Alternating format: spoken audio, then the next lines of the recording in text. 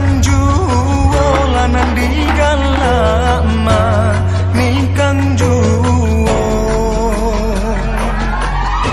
bajelo jelo malah kepandang biaden jalin jika tujuan ibu-ibu malah badan dan beanggangan.